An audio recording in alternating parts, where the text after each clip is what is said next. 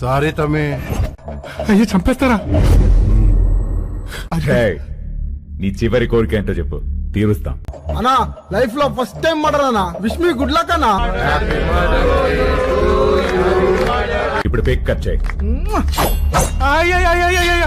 Hai guys, apa kabar kalian semua? Semoga kalian selalu sehat dan selalu dalam lindungan Tuhan. Alur cerita film kali ini berjudul Duvanda Jagannatham atau DJ, merupakan sebuah film India tahun 2017 berbahasa Telugu yang bergenre action komedi. Tanpa basa-basi lagi, inilah alur ceritanya.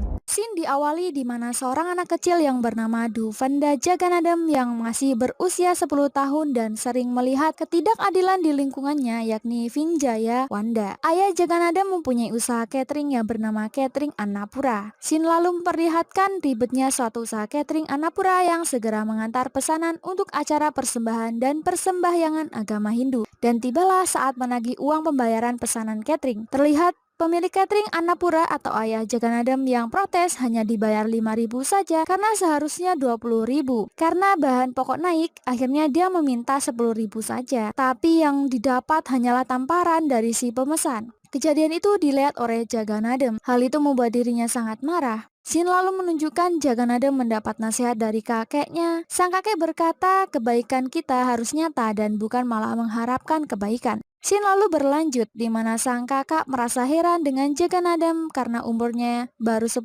tahun tapi sudah mengantar kuliah kakaknya yang bernama Ruti yang sudah berusia 18 tahun. Selesai mengantar, Jagannatham pergi. Pena kakaknya terbawa Jagannatham. Ia segera menyusul kakaknya, tapi dia malah melihat kakaknya itu digoda dua laki-laki nakal. Seketika dia langsung marah. Dia mengingat pesan sang kakek tentang kebaikan kita harus nyata dan bukan malah mengharapkan kebaikan. Seketika dia langsung menumpahkan tinta pulpen dan melumuri wajahnya. Lalu Jagannatham mengajar mereka berdua. Aksi Jagannatham tidak disukai ayahnya dan malah mendapat pukulan. Lalu Jagannatham dibawa ke kuil dan diberi kalung Rudraksa, di mana jika dia memakai kalung itu dia diharamkan berkelahi. అంటే తీసేసి కొట్టచ్చా నాన్నగారు?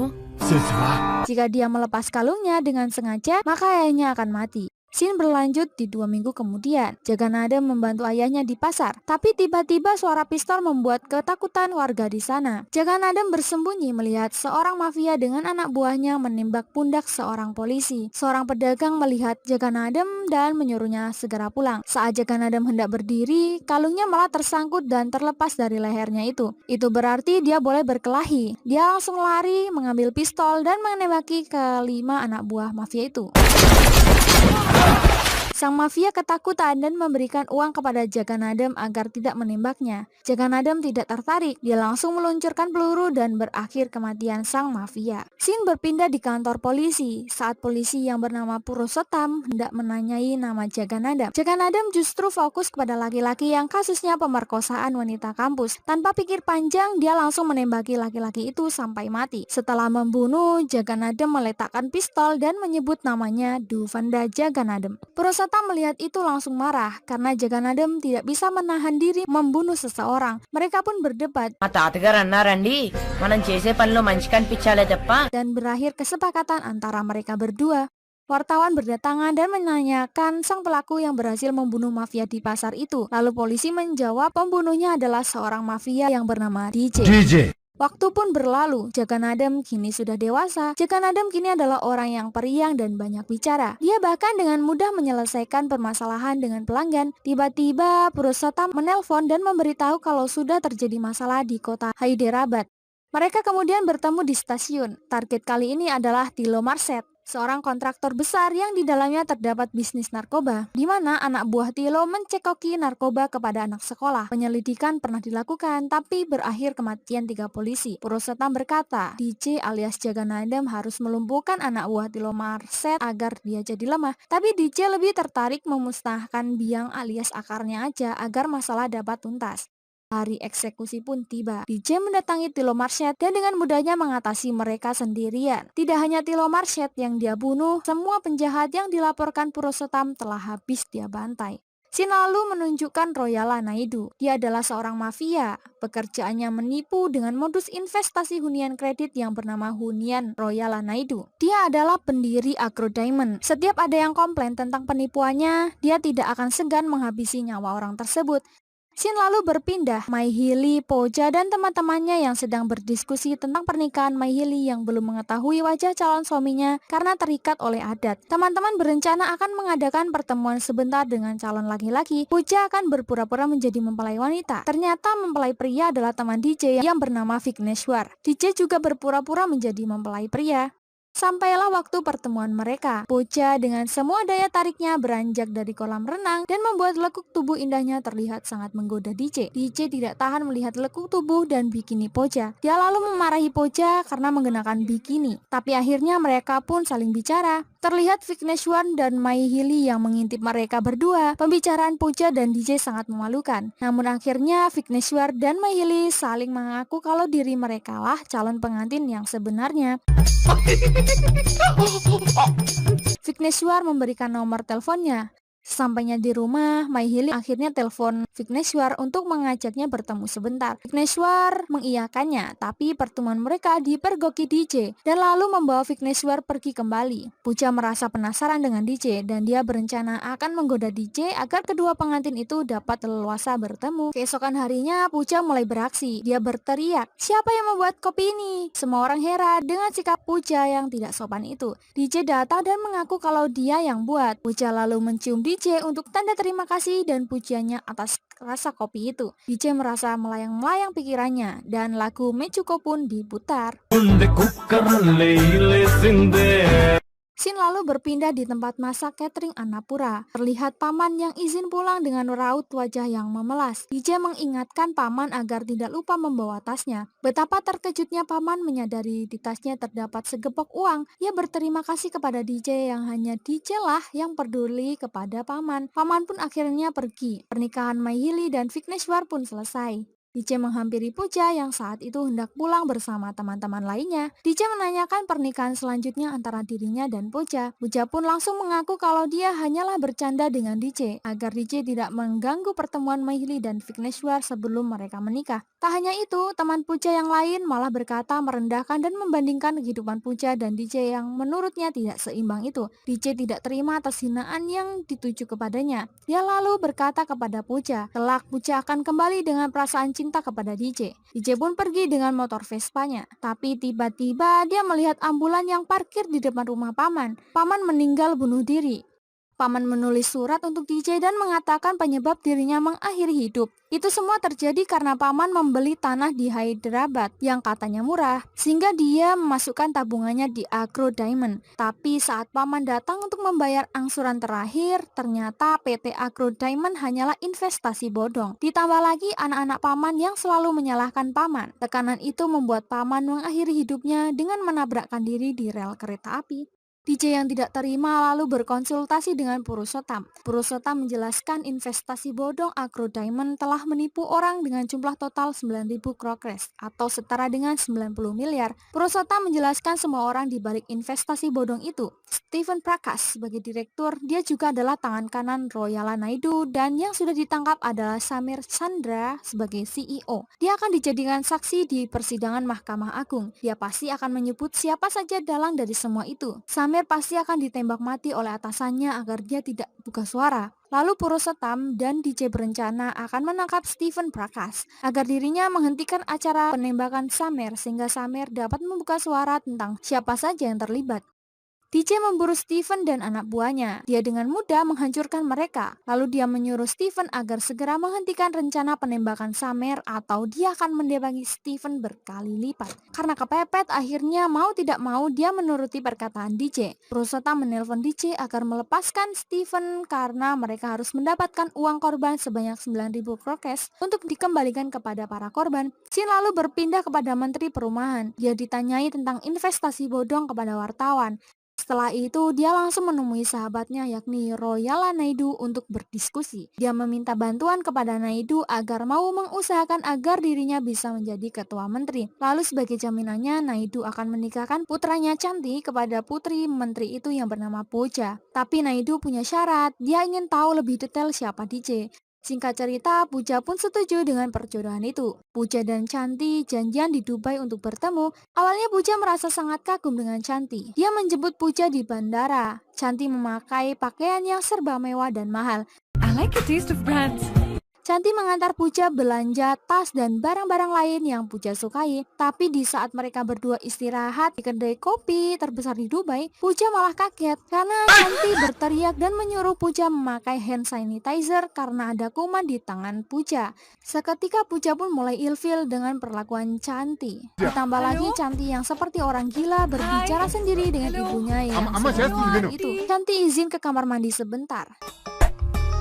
Tiba-tiba Pooja teringat gelang yang diberikan DJ waktu itu. Pooja malah teringat perkataan DJ. Sepertinya Pooja mulai jatuh cinta dengan DJ.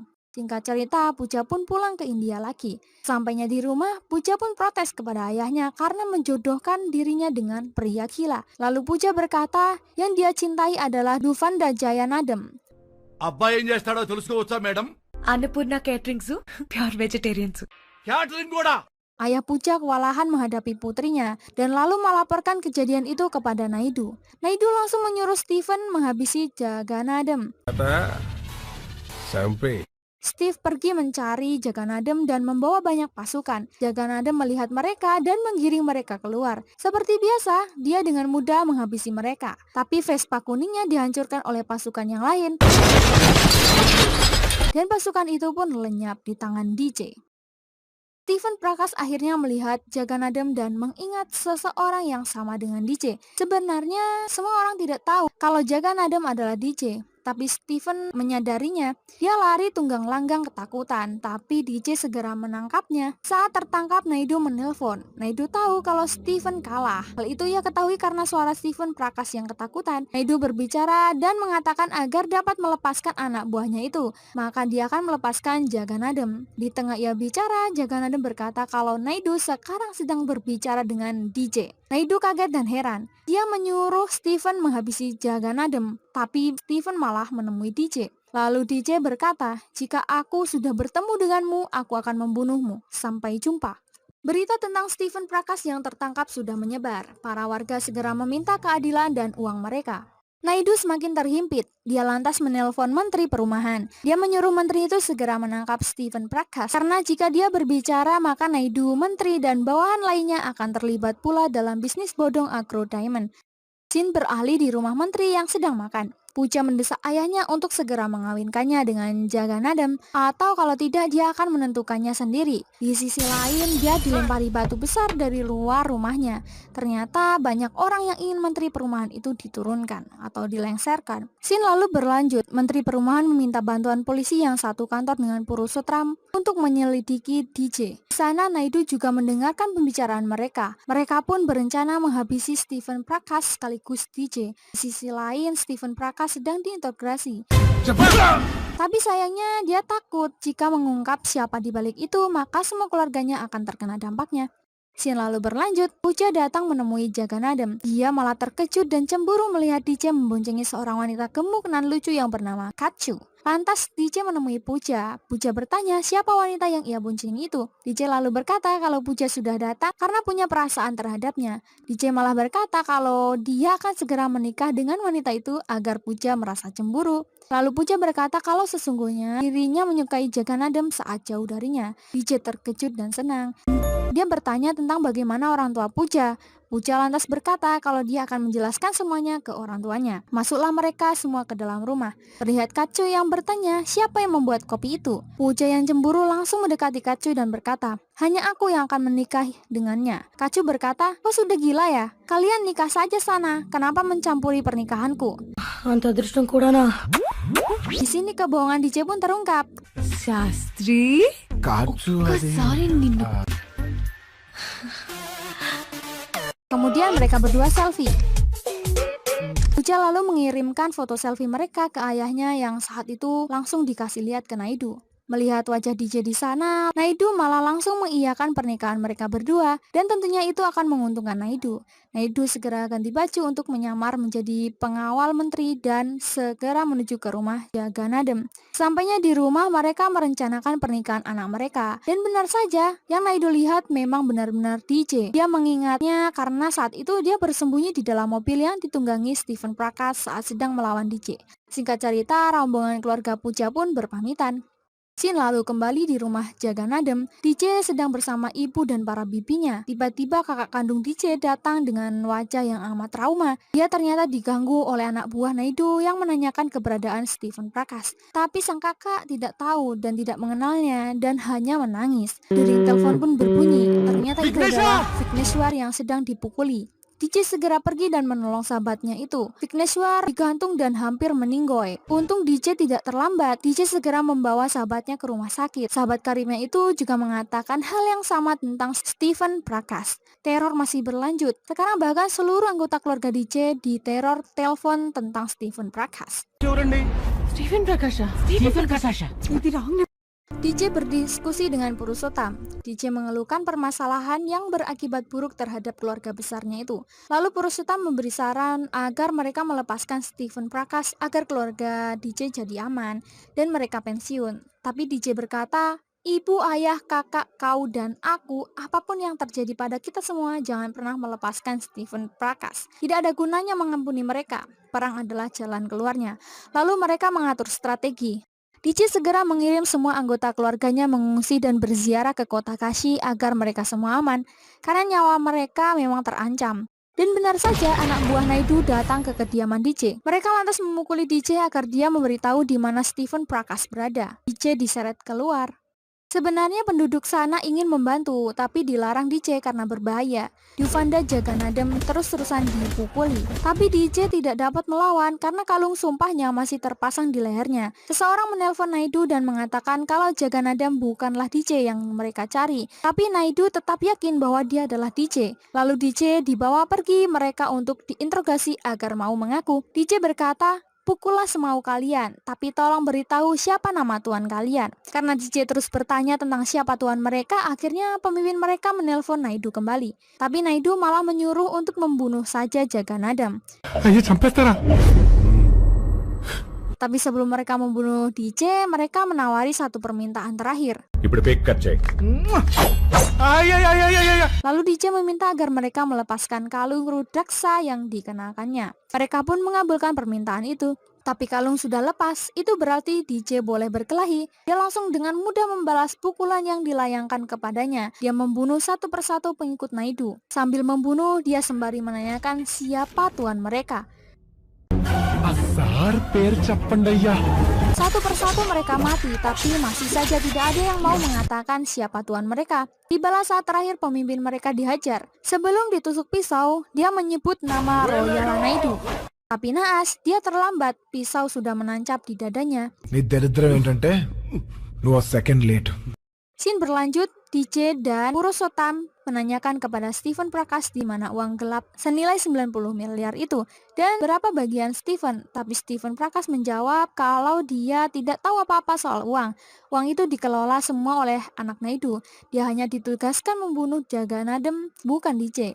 Itu dia lakukan karena Naidu ingin menikahkan anak menteri kepada Chanti anaknya. Tapi sayangnya Puja menyukai Jaganadem. Mendengar itu semua, Purushottam dan DJ segera membuat strategi kedua. DJ menugaskan Purushottam untuk mencari tahu bisnis anak Naidu. Lalu DJ akan menemui Puja untuk menanyakan informasi tentang Chanti. Singkat cerita, Puja datang menemui DJ. Shastri? DJ. DJ lalu mengatakan kalau Jaganadem Sastri dan Duvanda Jaganadem adalah orang yang sama, tapi mereka beda karakter. Jika itu salah, maka Puja boleh meninggalkan DJ. DJ meminta Puja agar menjelaskan tentang anak Royala Naidu itu kepadanya. Tapi Puja memakluminya dan akan terus bersama DJ selamanya. Dan tarian India pun dimulai. Let's go.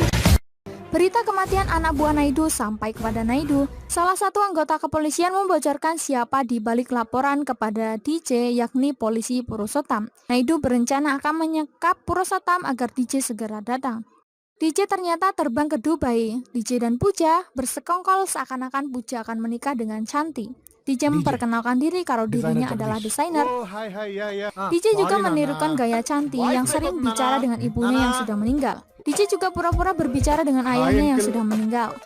DJ menghasut Chanti agar membenci ayahnya dan agar dia juga membunuh ayahnya sendiri supaya hanya dapat menyusul ibunya. Oke.